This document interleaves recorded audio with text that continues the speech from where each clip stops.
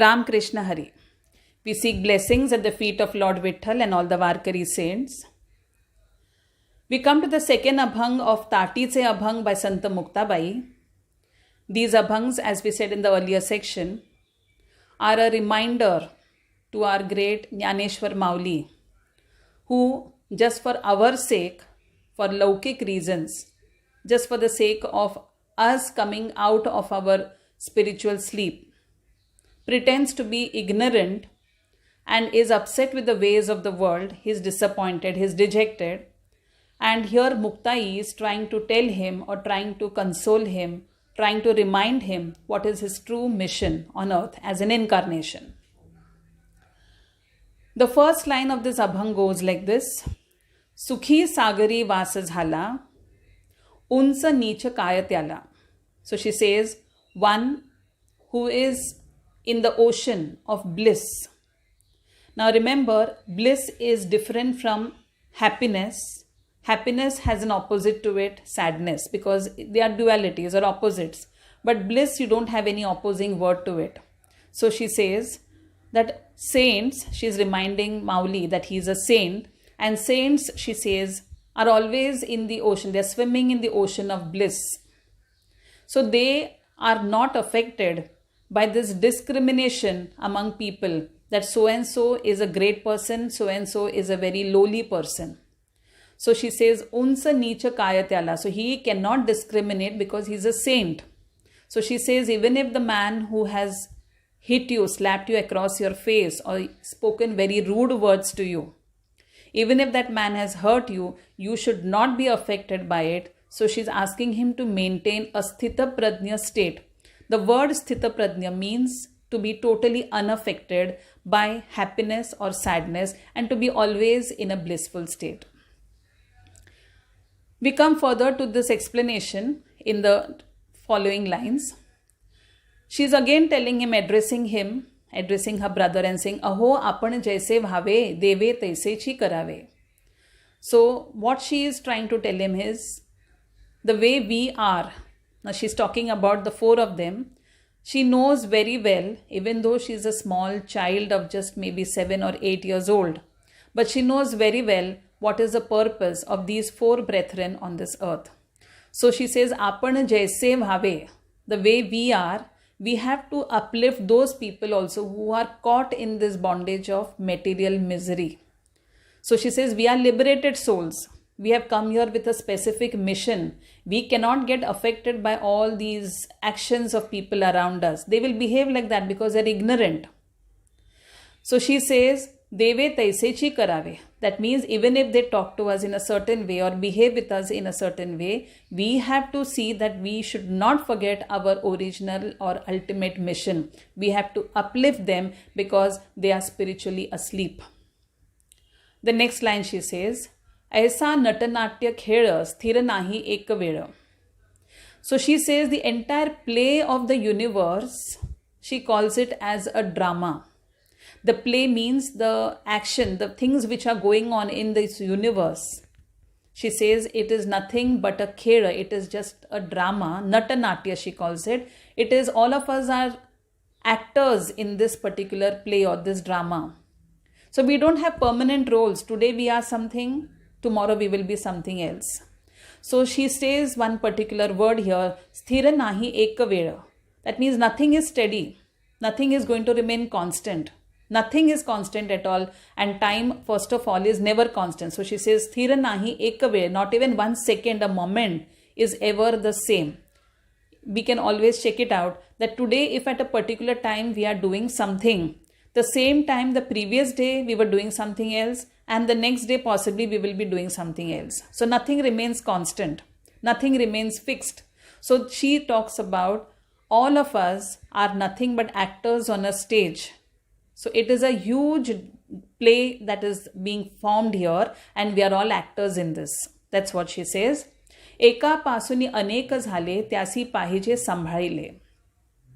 Here she says, ki how can we say that you and I are different? Now it's a very important word which modern philosophers have lots of comments on this. That is, they have a deep study on this.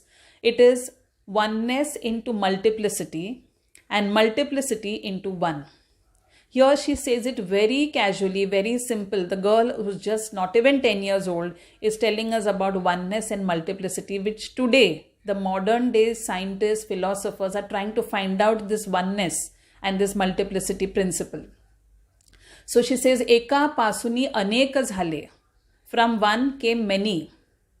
Of course, we know from the universe creation how from Brahma we all have come into various forms. But we are all multiple forms of the same Father, the same Creator. So, Eka Pasuni, from one there are many. So, Eka Pasuni anek zhale, त्यासी पाहिजे सांभाळिले. Means we have to take care of each other because we are all ultimately one. If you look at it, a very great person, a great saint, Ramakrishna Paramhans, once talked about the same thing to his devotees. He says, if my finger on the left hand hurts me, do I chop it off and say to get rid of that? The only way is once and for all, one strike and it's out. No, ultimately I have to bear the pain. I have to bear whatever is a discomfort. So in the same way, he says, the entire world, we are all one. So if you look at the human body, we are all one like the human body. And just like you can't cut off a finger saying it's paining, it's causing me pain, so I'm just going to cut it off.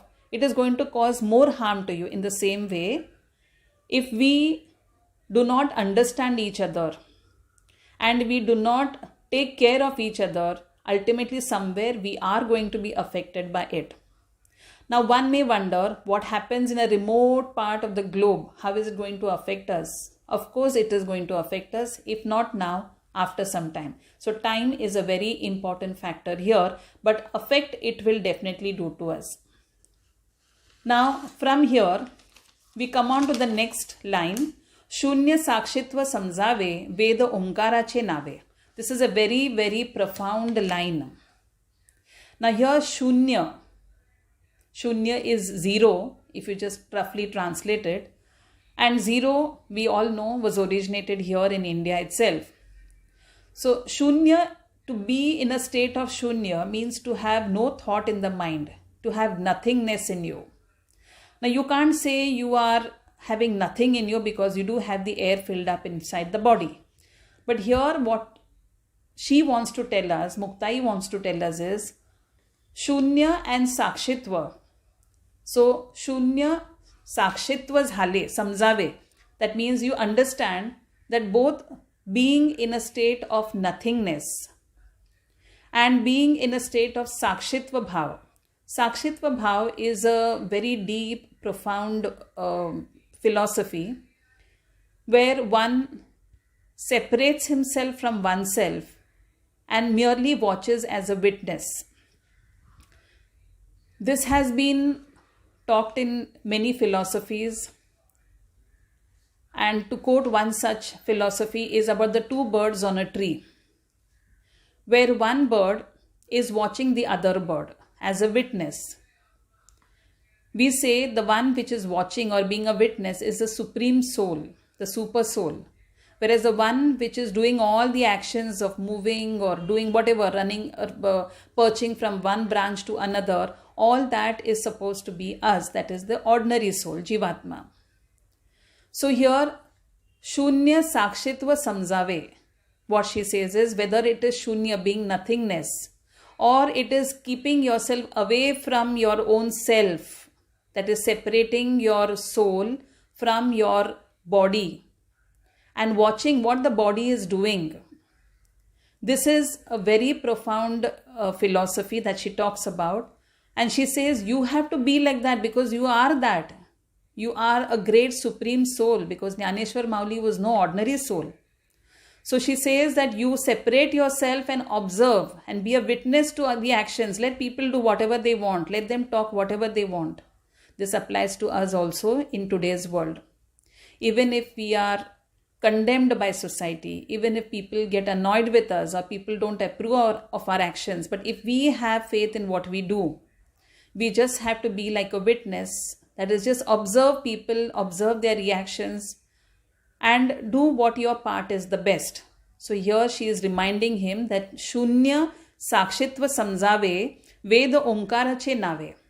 Now if you say Omkar, Om is the first syllable of the cosmos, and it is supposed to be in the Vedas as the opening word for any of the utterances. Whether it is the Vedas or the Upanishads, Om is the beginning of everything, and Om is also the end of everything. So she says Om and Veda are not two different things. They are one and the same. In fact, every Veda has Om in it. So same way she says, every world which we are talking about, the material world, will have people who are good also, people who are not so good also. That's what we differentiate them. But she says they are all a part of this whole fabric of the world, of the universe, and we have to accept them as they are, bring them out of it. She is reminding Mauli about his mission. So here she talks about Ved Omkaracha Nave. That means whether it is Veda or the Omkar, they are one and the same. Just like you cannot separate a wave from the sea. You cannot say this wave has come up so it is different, that wave has ebbed down so it is different. They are all a part of the same ocean. So same way, the Omkar is a part of the Vedas. They are not separate. Same way, you are a part of this universe. You are not separate from them. So she comes back to her line again of saying that we have to take care of each other because we are all bound by one fabric, as what she said in the first Abhang also. She talks about Vishwapata Brahma. That means the entire universe is a fabric. And Brahma is the Dora, she says. It is the thread. So same way here she says we have to take care of each other. If someone has gone wrong, we have to take care of it. And we have to see that we uplift them because that's what our mission on earth is what she's reminding her brother. Now she says that people have differentiated, people have discriminated, and because of that, what are the consequences? She says in the second last line of the Abhang, Ek unsapane gele, ek abhimane gele. So people who have been very rigid, who follow everything, rules to a perfect T, they do not like to deviate from it. So she said someday or the other, that is what she talks about, unsapane gele, that means because of their greatness, they feel they are very great because they have followed. Like there are so many people who say we have followed every custom, we are very rigid, we are very strict about these things. But that strictness you find after some time, again time becomes an important factor here. So she says that greatness has all gone away, that is all dissolved. So some of them have gone because they went on proclaiming they are great. Eke abhimani gele. That means some of them went because of ego. Now who are these some who went because of ego? People who called themselves wise, who called themselves knowledgeable. But she says their true knowledge was not there at all in them. They just had mere information in their head. They had only an air of ego around them and arrogance around them, and that also got completely destroyed. So she says that the entire mankind, if you see, has got destroyed either because of two reasons. One, has got destroyed because of two reasons. Either it is because they thought themselves great and looked down upon people, or they thought that they were very knowledgeable and that ego brought them down. So again, she comes to the last line of her Abhang, Ituke takoni shanti dhara, tati ugda jnaneshwara. That means she says, leave all this. Somehow she is trying to remind him, or she is trying to tell him that his behavior of shutting himself from the world inside that hut is quite similar to those people who do not want to accept anything in the world. They feel whatever they think is right. So this is like a lesson to all of us, that we have closed ourselves in a dwelling where we feel we know everything, we feel we are knowledgeable, and so that creates an ego or an arrogance in us. But she is trying to remind us through the words to Mauli, that she says, Itike takoni shanti dhara. Means throw away all this, shed off all this. Shed off this thing which you call as knowledge. Shed off this thing which you call as ego. Shed off everything and see that you will have nothing but the world to embrace. And so she says, Tati Ugda Jnaneshwara. Open the door of this ignorant mind and open your mind to the world. This is what she says in the second Abhang of Tatiche Abhang. We come to the next Abhang in the next video. Till then, Ram Krishna Hari. सुख सागरी वास झाला, उंच नीच काय त्याला. अहो आपण जैसे भावे, देवे तैसेची करावे. ऐसा नटनाट्य खेळ, स्थिर नाही एक वेळ. एकापासूनी अनेक झाले, त्यासी पाहिजे सांभाळिले. शून्य साक्षित्वे समजावे, वेद ओंकाराच्या नावे. एके उंचपणे गेले, एके अभिमाने गेले. इतके टाकुनी शांती धरा, ताटी उघडा ज्ञानेश्वरा. ताटी उघडा ज्ञानेश्वरा, ताटी उघडा ज्ञानेश्वरा.